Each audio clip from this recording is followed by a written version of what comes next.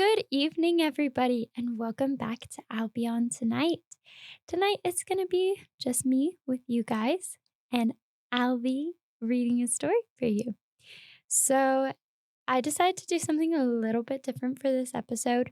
It's experimental. Let me know if you guys like it or not. But basically, we're going to do story time and we're going to read a primary source. In this case, it's going to be a fictional primary source and I'll tell you a little bit about it. I'm going to perform my best cold, dramatic read for you, and then I'll have a brief discussion of gender and food at the end, since that is what this season is about after all. So today I'm going to be reading for you a penny dreadful. So, a penny dreadful was a type of fiction that was very popular, especially late in the 19th century. And it was basically a form of cheap fiction. You can kind of think of it like a magazine or a Netflix show for Victorian youth and even older people as well. And there is a paper that I'm going to attach to the end of this episode that discusses a little bit about the readership of penny dreadfuls. In around the 1880s, there were education acts that were making it compulsory for more people to go to school, so more people would have been able to read. But also, based off of research, a lot more people were reading penny dreadfuls than even reading Charles Dickens or Wilkie Collins, who were some of the major authors of the day. So, this fiction had a huge impact on both 19th century society and even in our society today because it was probably some of the most internalized storytelling. Even though for a long time, literature professors and literary historians didn't always consider it that important because, well, it was cheap, quote unquote, trash fiction. But indeed, these stories that were meant to shock and be quick and intense and rough and dirty were the kind of things people wanted, just like how people want reality TV today. So, the Penny Dreadful that I'm going to read is one of the most famous ones and maybe a little bit cliche, but there's some food in there, so I had to do it. Don't ask, you'll see how there's food later, but I'm reading you part of what was published as a Penny Dreadful serial. It's, are you ready? Are you ready? It is called, it's from The String of Pearls or The Barber of Fleet Street, a domestic romance. And I should point out, romance does not mean kissy kissy, which many of you probably know because you guys are all so smart. But romance does not mean kissy kissy in this sense. It means like an adventure tale. Think of like Roman warriors. It's an adventure.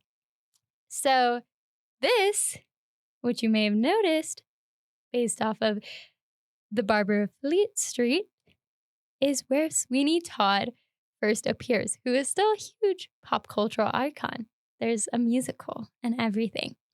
So I'm just going to read you the first 4 chapters, and this is going to be fun. I'm going to try and be all dramatic and cutesy for you, but we're just going to have some fun.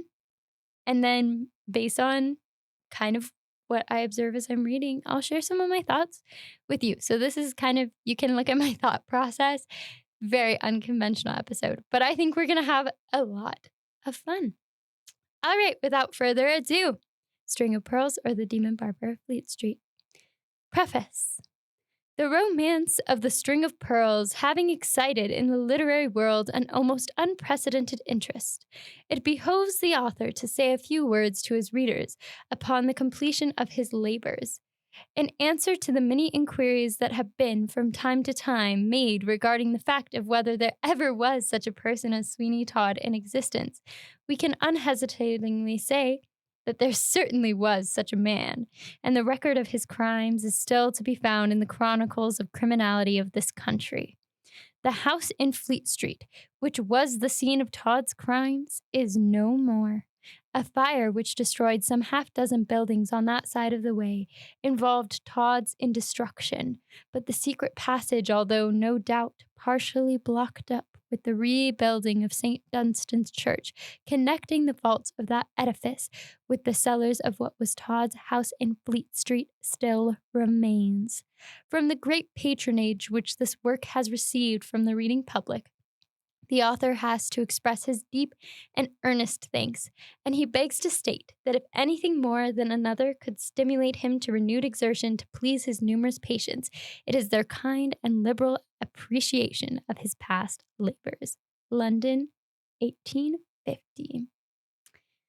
I should mention here, sorry guys, I get excited to give you little quotes,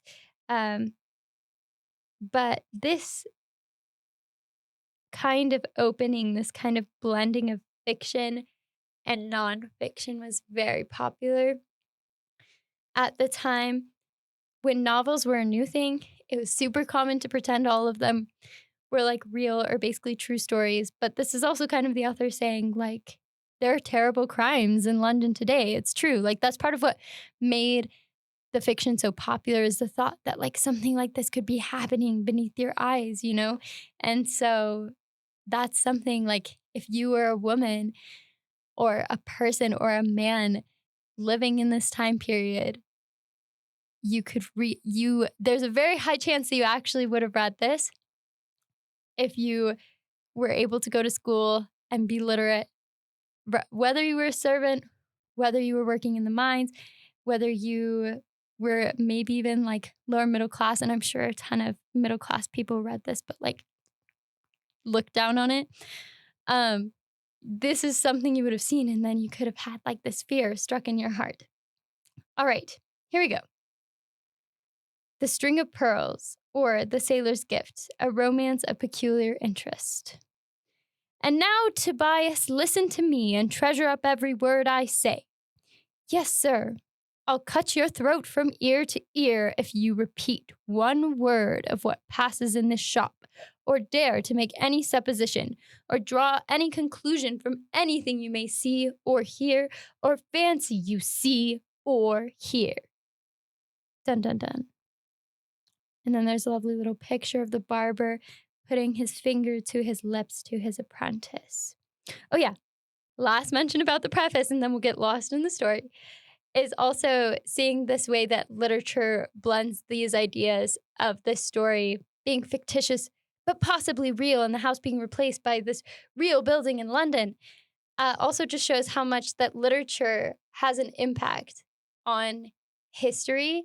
It's like very common to look at nonfiction for history, especially surface level history, but fiction can actually inform a lot about what people thought, or even kind of give us helpful descriptions of places as historians, because people did like to blend fiction and reality, and there is like truth or verisimilitude in a lot of those descriptions, but also that people who were living back then were also letting literature color their view of their experiences. All right, to be lost in the story. Chapter 1, The Strange Customer at Sweeney Todd's. Before Fleet Street had reached its present importance, and when George III was young, and the two figures who used to strike the chimes at old St. Dunstan's Church were in all their glory, being a great impediment to errand boys on their progress, and a matter of gaping curiosity to country people, there stood close to the sacred edifice a small barber's shop, which was kept by a man of the name of Sweeney Todd.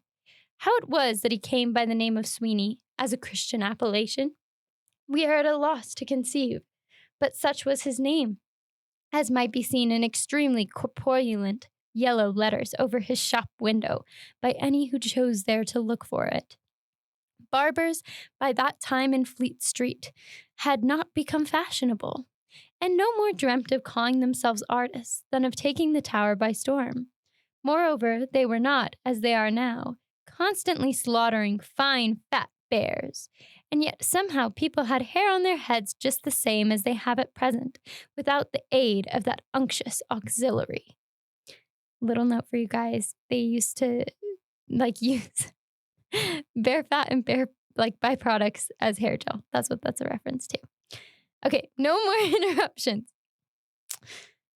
Moreover, Sweeney Todd, in common with those really primitive sort of times, did not think it at all necessary to have any waxen effigies of humanity in his window.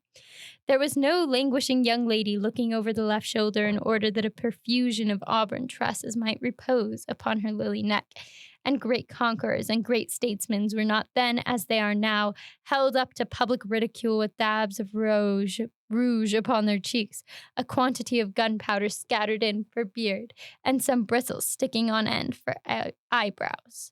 No, Sweeney Todd was a barber of the old school, and he never thought of glorifying himself on account of any extraneous circumstance. If he had lived in Henry VIII's palace, it would be all the same as Henry VIII's dog kennel, and he would scarcely have believed human nature to be so green as to pay an extra sixpence to be shaven and shorn in any particular locality. A long pole painted white, with a red stripe curling spirally round it, projected into the street from his doorway, and on one of the panes of glass in his window was presented the following couplet: "Easy shaving for a penny, as good as you will find any." We do not put these lines forth as a specimen of the poetry of the age. They may have been the production of some young Templar. But if they were a little wanting in poetic fire, that was amply made up by the clear and precise manner in which they set forth what they intended. The barber himself was a long, low-jointed, ill-put-together sort of fellow, with an immense mouth and such huge hands and feet that he was, in his way, quite a natural curiosity. And what was more wonderful, considering his trade, there never was seen such a head of hair as Sweeney Todd's. We know not what to compare it to. Probably it came nearest to what one might suppose to be the appearance of a thick-set hedge in which a quantity of small wire had got entangled. In truth, it was a most terrific head of hair, and as Sweeney Todd kept all his combs in it, some people said his scissors likewise. When he put his head out of the shop door to see what sort of weather it was, he might have been mistaken for an Indian warrior with a very remarkable headdress. He had a short, disagreeable kind of unmirthful laugh, which came in at all sorts of odd times when nobody else saw anything to laugh at all, and which sometimes made people start again, especially when they were being shaved. And Sweeney Todd would stop short in the operation to indulge in one of these cachinatory infusions. It was evident that the remembrance of some very strange and out-of-the-way joke must occasionally flit across him, and then he gave his hyena-like laugh, but it was so short, so sudden, striking upon the air for a moment, and then gone. And people have been known to look up to the ceiling and on the floor and all round them to know from whence it came, scarcely supposing it possible that it proceeded from mortal lips. Mr. Todd squinted a little to add to his charms, and so we think that by this time the reader may, in his mind's eye, see the individual whom we wish to present to him. Some thought him a careless enough, harmless fellow, with not much sense in him, and at times they almost considered he was a little cracked. But there were others who shook their heads when they spoke of him, and while they could say nothing to his prejudice, except that they certainly considered he was odd, yet when they came to consider what a great crime and misdemeanor it really is in this world to be odd, we shall not be surprised at the ill odor in which Sweeney Todd was held. But for all that he did a most thriving business, and considered by his neighbors to be a very well-to-do sort of man, and decidedly, in city phraseology, warm. It was so handy for the young students in the temple to pop over to Sweeney Todd's to get their chins new rasped, so that from morning to night he drove a good business, and was evidently a thriving man. There was only one thing that seemed in any way to detract from the great prudence of Sweeney Todd's character, and that was that he rented a large house, of which he occupied nothing but the shop and parlor, leaving the upper part entirely useless, and obstinately refusing to let it on any terms whatever. Such was the state of things A.D. 1785, as regarded Sweeney Todd. The day is drawing to a close, and a small drizzling kind of rain is falling, so that there are not many passengers in the streets, and Sweeney Todd is sitting in his shop looking keenly in the face of a boy who stands in an attitude of trembling subjection before him. "You will remember," said Sweeney Todd, and he gave his countenance a most horrible twist as he spoke. You will remember, Tobias Rag, that you are now my apprentice, and that you have of me had board, washing, and lodging, with the exception that you don't sleep here, that you take your meals at home, and that your mother, Mrs. Rag, does your washing, which she may very well do, being a laundress in the temple and making no end of money. As for lodging, you lodge here, you know, very comfortably in the shop all day. Now, are you not a happy dog? All right. I Sorry, I said no more interruptions, but I've just got to mention even just this little tidbit of Mrs. Rag here in this story. We have Sweeney Todd kind of taking advantage, perhaps, of the situation of this working woman trying to raise her son, who must do work as a laundress doing other people's laundry in the temple. And temple is like Temple Bar. It's basically a geographical location in London, and she's not making money. So she's basically taking this boy from this he is taking this boy from this poor family and having him do this work. So even if this boy is going to become scrupulous about what Sweeney Todd might do later, he has no choice to leave, to support his mother. So this is an interesting situation in which this young boy and also this women are being taken advantage of. So just my little shout out. We gotta mention all the women in this story to make it relevant, But also he's definitely Sweeney Todd's gonna take advantage of everybody, basically, probably. All right, back. So Sweeney Todd just said, "Now, are you not a happy dog?" "Yes, sir," said the boy timidly. "You will acquire a first-rate profession, quite as good as the law, which your mother tells me she would have put you to, only the little weakness of the headpiece unqualified you." See, I was right about the mom. I was right. She wants better things for her son, but she doesn't have any other options. All right. "And now, Tobias, listen to me and treasure up every word I say." "Yes, sir." "I'll cut your throat from ear to ear if you repeat one word of what passes in this shop, or dare make any supposition, or draw any conclusion from anything you may see, or hear, or fancy you see or hear. Now you understand me? I'll cut your throat from ear to ear. Do you understand me?" "Yes, sir. I won't say nothing.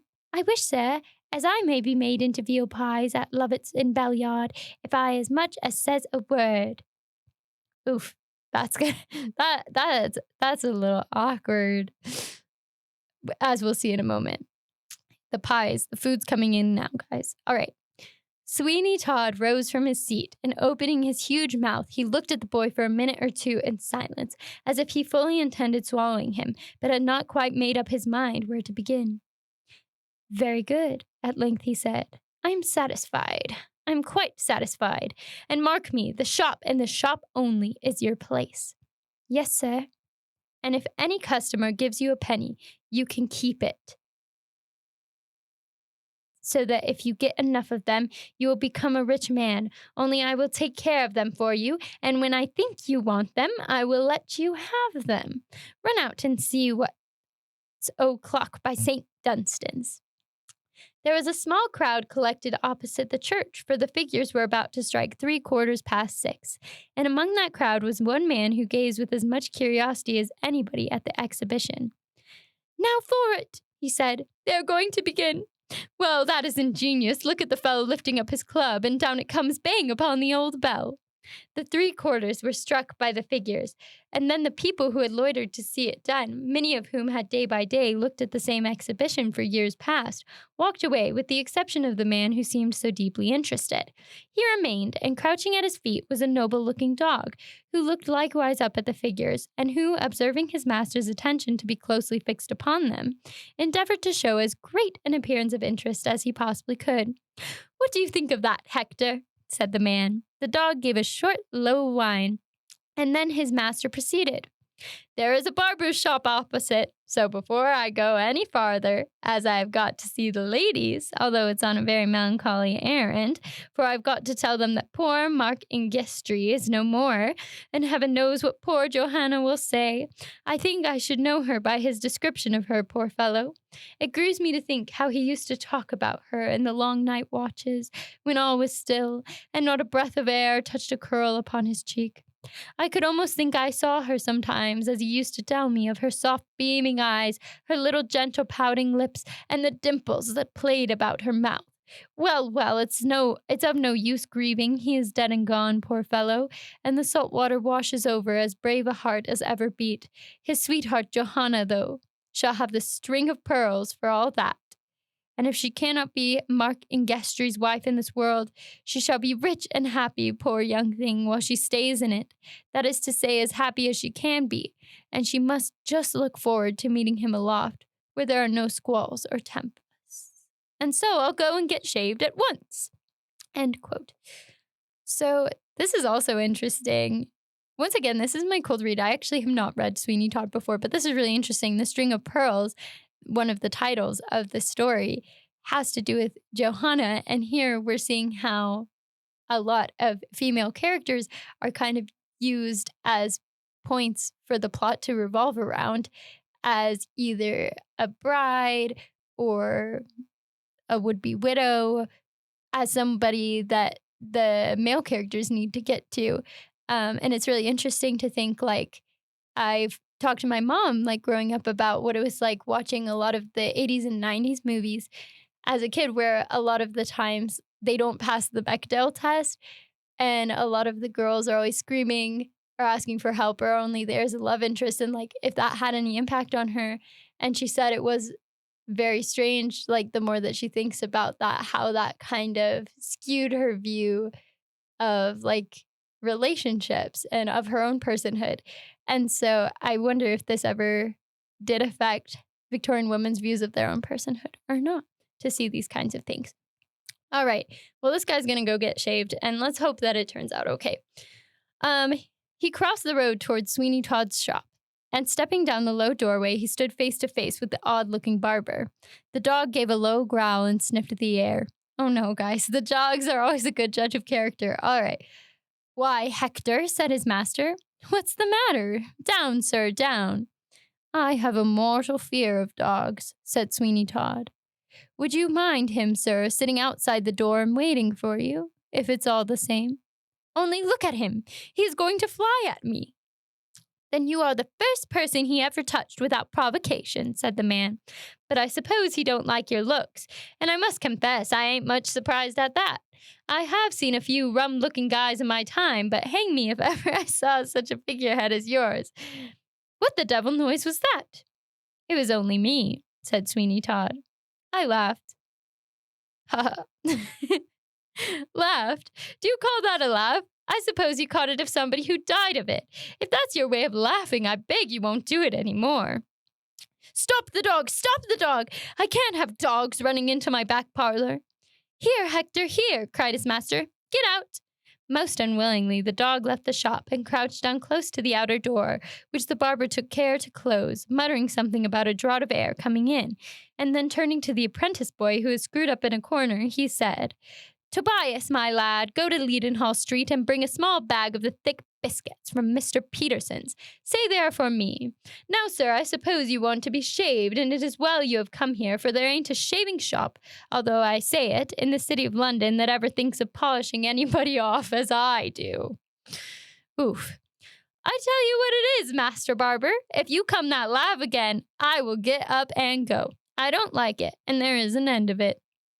Very good, said Sweeney Todd as he mixed up a lather. Who are you? Where did you come from? And where are you going? That's cool, at all events. Darn it, what do you mean by putting the brush in my mouth? Now don't laugh, and since you are so fond of asking questions, just answer me one. Oh, yes, of course. What is it, sir? You know Mr. Oakley, who lives somewhere in London, and it is a spectacle maker? Yes, to be sure I do. John Oakley, the spectacle maker in Fore Street, and he has got a daughter named Johanna, that the young bloods call the flower of Fore Street. Ah, poor thing, do they? Now confound you, what are you laughing at now? Ha, ha, ha. What do you mean by it? Didn't you say, ah, poor thing? Just turn your head a little on one side. That'll do. You have been to sea, sir? Yes, I have, and have only now lately come up the river from an Indian voyage. Indeed! Where can my strop be? I had it this minute. I must have laid it down somewhere. What an odd thing that I can't see it. It's very extraordinary. What can have become of it? Oh, I recollect I took it into the parlor.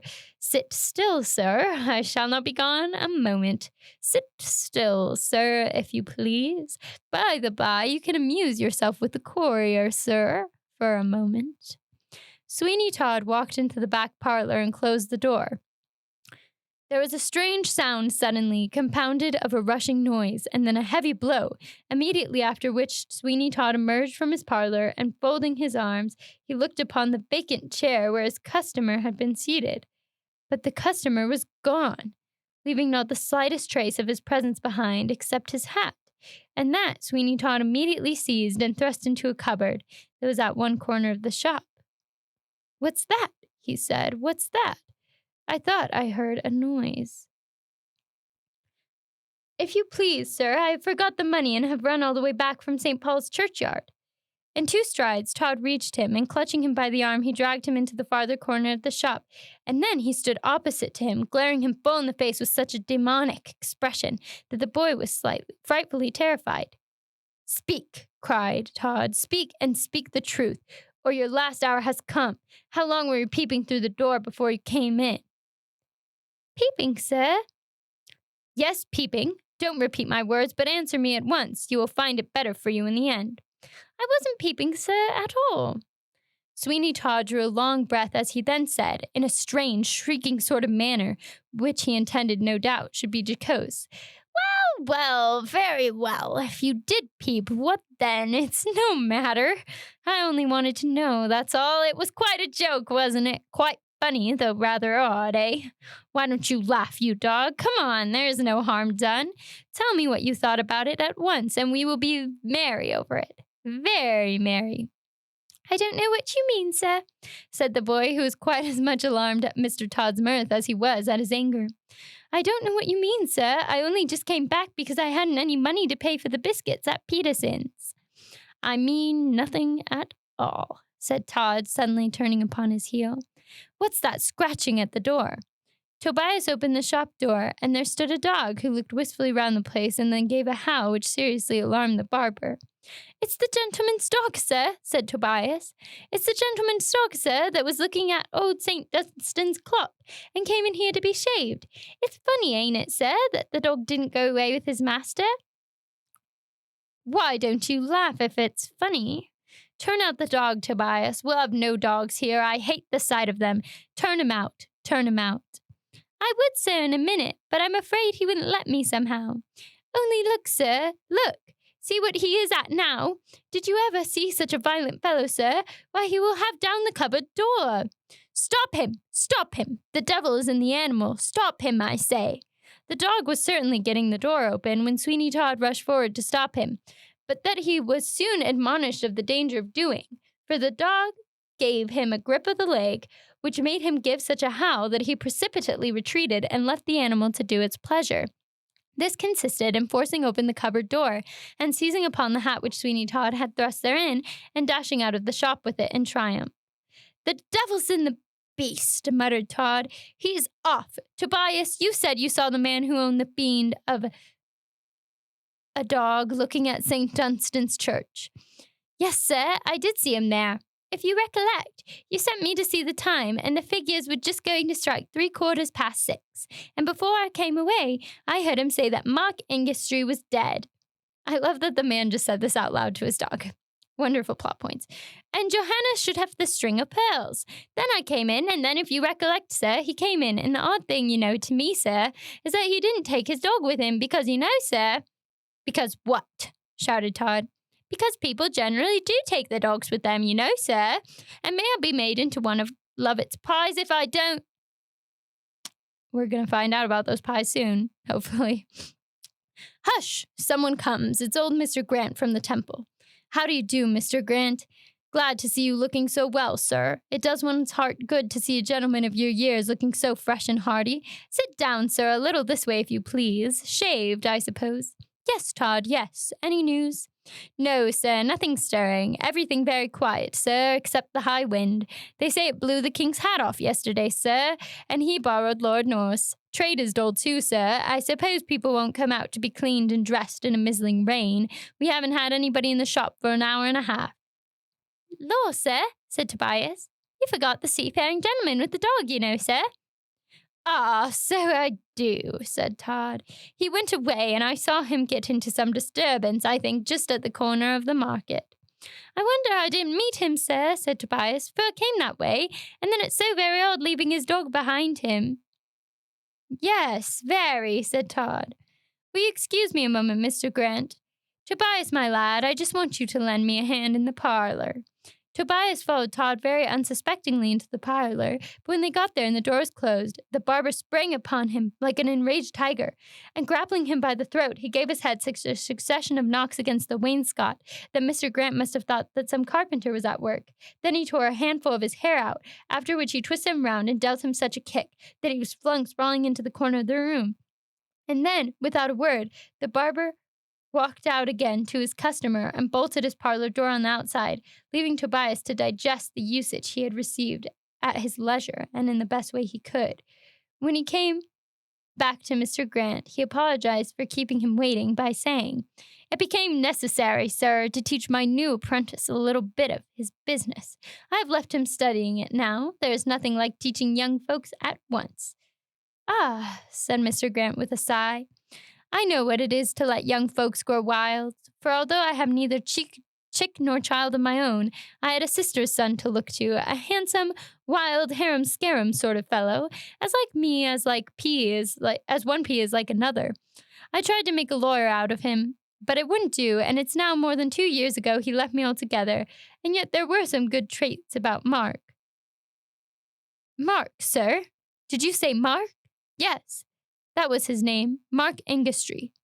Goodness knows what's become of him." "Oh," said Sweeney Todd. He went on lathering the chin of Mr. Grant. Alrighty, we're going to do Chapter 2, Chapter 3, and Chapter 4, if I can do anything about it. But if I need to skip to Chapter 4, I will, because that's where we get to the pies. Alright, this is Chapter 2, The Spectacle Maker's Daughter. Johanna, my dear, do you know what time it is? Johanna, I say, my dear, are you going to get up? Well, here's your mother has trotted out to Parson Lupin's, and you know I have got to go to Alderman Judd's house in Cripplegate, the first thing, and I haven't had a morsel of breakfast yet. Johanna, my dear, do you hear me?" These observations were made by Mr. Oakley, the spectacle maker, at the door of his daughter Johanna's chamber, on the morning after the events we have just recorded at Sweeney Todd's, and presently a soft, sweet voice answered him, saying, "Of course, there's an idyllic, innocent daughter." Very typical of Victorian fiction, but we still love it. All right. "I'm coming, Father. I'm coming. In a moment, Father, I shall be down." "Don't hurry yourself, my darling. I can wait." The little old spectacle maker descended the staircase again and sat down in the parlor at the back of the shop, where in a few moments he was joined by Johanna, his only and his much-loved child. She was indeed a creature of the rarest grace and beauty.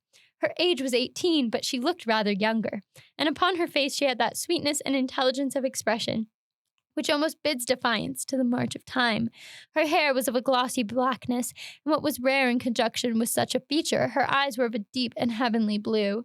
There was nothing of the commanding or of the severe style of beauty about her, but the expression of her face was all grace and sweetness.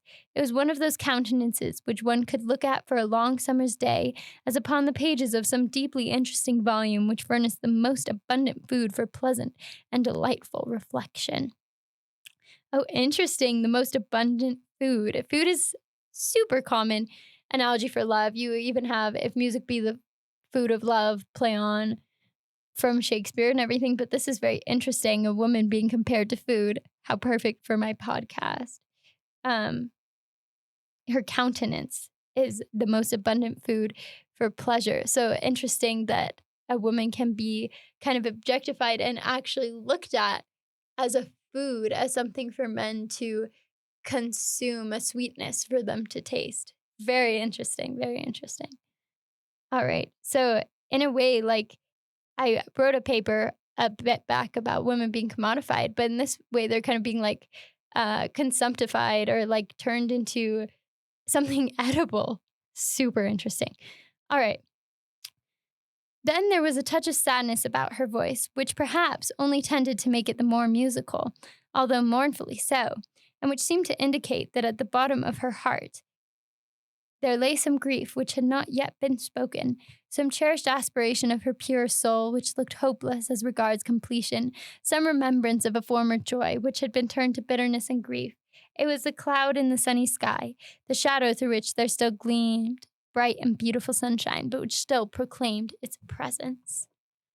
Okay, I had another thought. Once again, this is a cold read, but it's also just interesting in terms of some episodes I have coming up and some episodes that we kind of talked about is like the experience of like personhood as a woman can be really interesting, and there's a lot of different societal pressures and different double standards, and so it's just interesting to kind of also think of cultivating yourself as a woman, like how these respectability books were very common. And in the beef episode I kind of talked about women having questions about the best thing to eat to cultivate a certain look or fit a certain standard, and it's kind of interesting to think of women cultivating themselves as a dish, like almost this idea that we make ourselves into food because of different societal pressures or because of these like underlying kind of threads in the media that we're observing.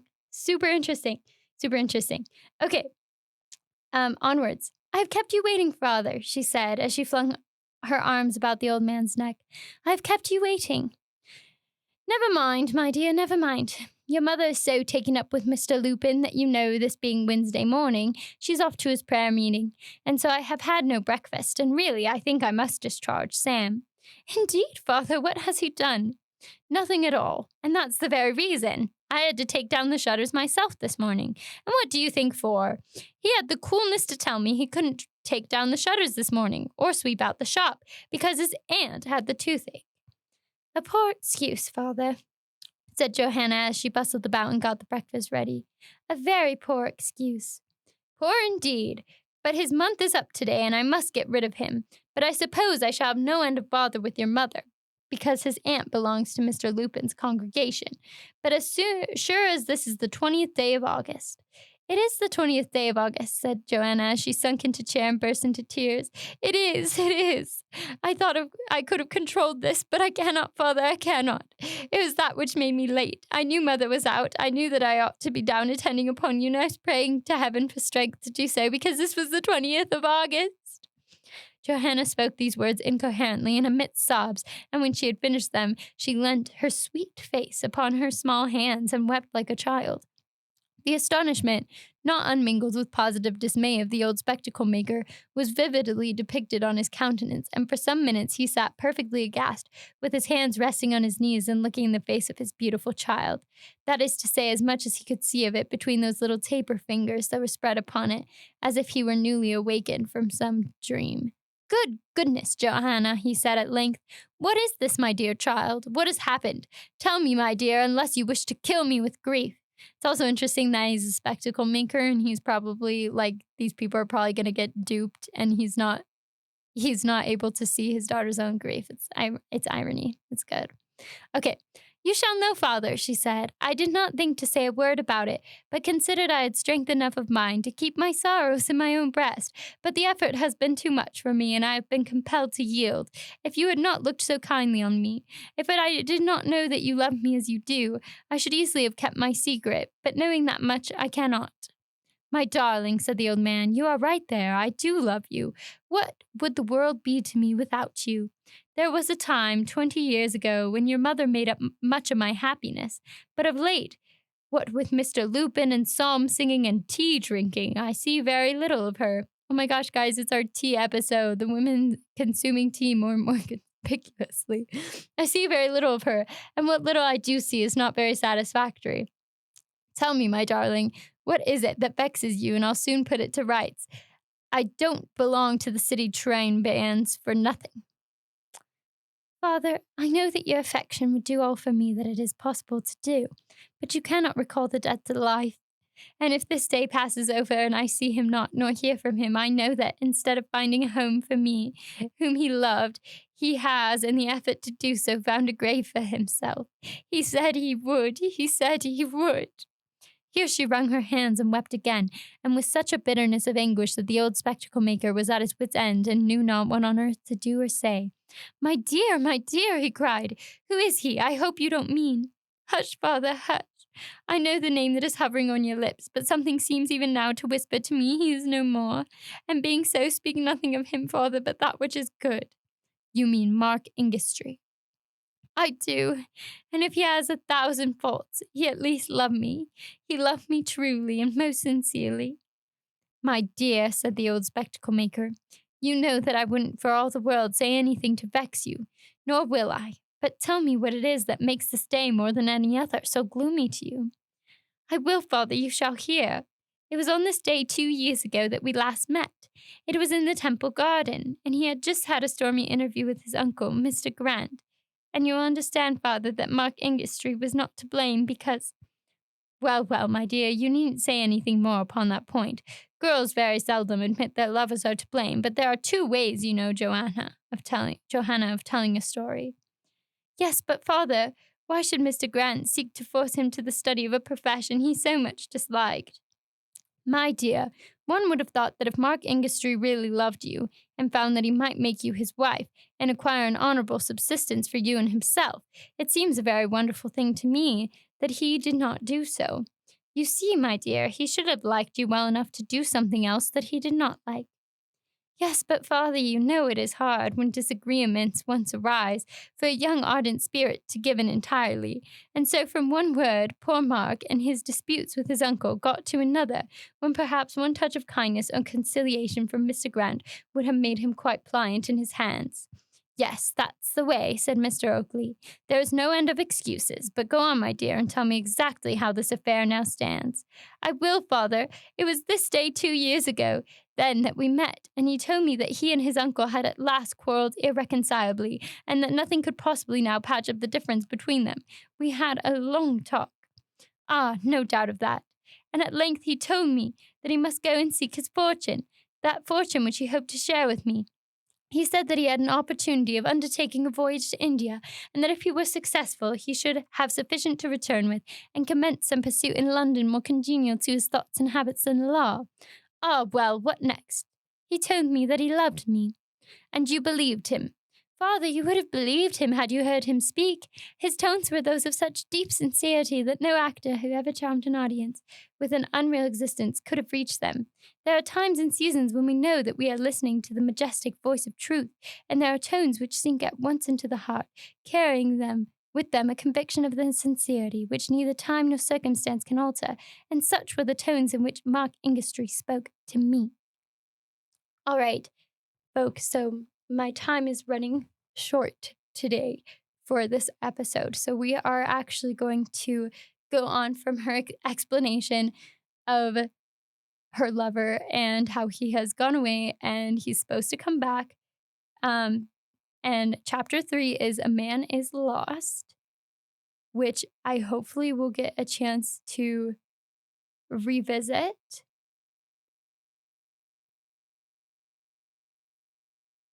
I believe that there is a captain that comes in,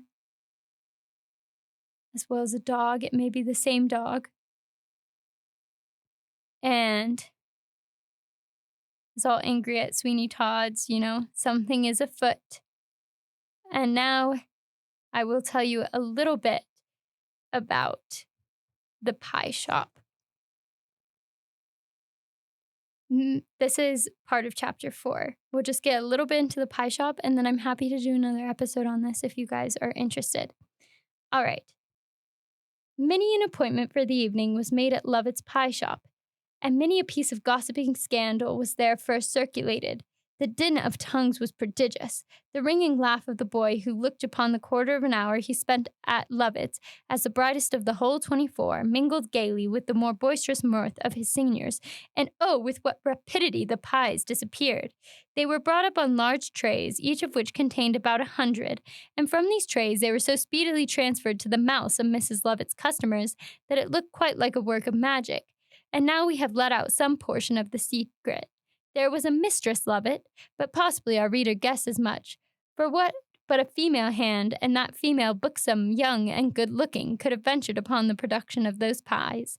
Yes, Mrs. Lovett was all that, and every enamored young scion of the law, as he devoured his pie, pleased himself with the idea that the charming Mrs. Lovett had made that pie especially for him, and that fate, or predestination, had placed it in his hands. And it was astonishing to see with what impartiality and with what tact the fair pastry cook bestowed her smiles upon her admirers, so that none could say he was neglected, while it was extremely difficult for anyone to say he was preferred. This was pleasant, but at the same time it was provoking to all except Mrs. Lovett, in whose favor it got up a kind of excitement that paid extraordinarily well, because some of the young fellows thought that he who consumed the most pies would be in the most likely way to receive the greatest number of smiles from the lady. Acting upon this supposition, some of her more enthusiastic admirers went on consuming the pies until they were almost ready to burst. But there were others again of a more philosophic turn of mind who went for the pies only, and did not care one jot for Mrs. Lovett. These declared that her smile was cold and uncomfortable, that it was upon her lips, but had no place in her heart, that it was the set smile of a ballet dancer, which is about one of the most unmirthful things in existence. Then there were some who even went beyond this, and while they admitted the excellence of the pies and went every day to partake of them, swore that Mrs. Lovett had quite a sinister aspect, and that they could see what a merely superficial affair her blandishments were, and that there was, quote, a lurking devil in her eye, end quote, that if once roused would be capable of achieving some serious things and might not be so easily quelled again, end quote. All right, so Mrs. Lovett. This is the character I really wanted to get to and discuss. So she is, as we will find out later in the story, Sweeney Todd's accomplice, and some of his murder victims may or may not be ending up in her pies, but there's some sort of conspiracy between the two of them. Once again, I haven't read the whole thing, but I did give it a good skim before I did this. But then I also wanted to give you my genuine reaction, because this podcast is kind of about being a little bit raw, but also researched.